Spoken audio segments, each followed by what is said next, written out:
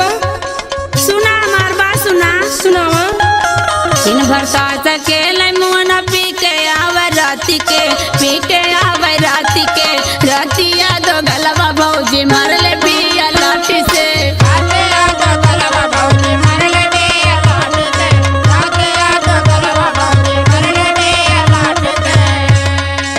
दिन भर ताश खेले मुआना पी के आवे राती के, पी के आवे राती के।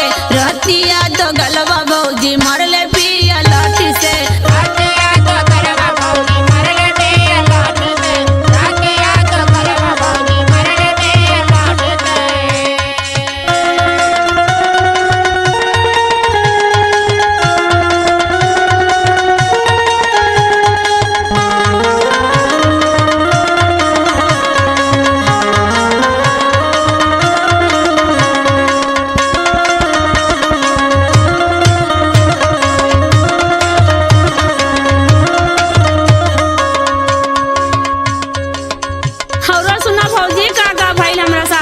बोला ननदो।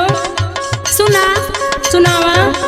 कीर्तनो कहिला मुरहा बात नाही मानेला।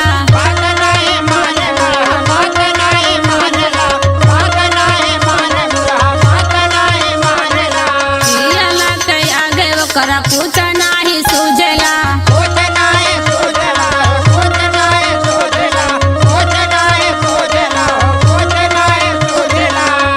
कीर्तनो कहिला मुरहा बात नाही बुझेला। पियला के आगे ओकरा कुछ नाही सूझेला।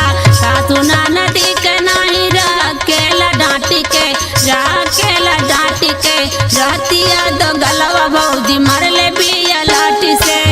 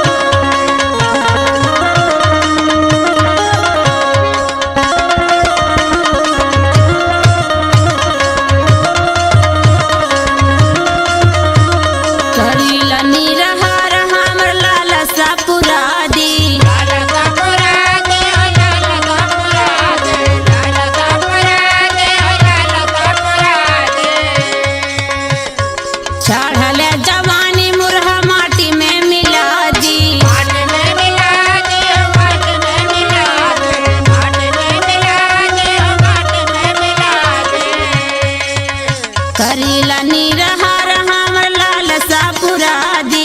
चढ़ल जवानी मुरहा माटी में मिला दी। निर्मलाया जाद से कहेला पीटी छाती के, कहेला पीटी छाती के। रतिया दो गलवा भौजी मारले बिया लाठी से।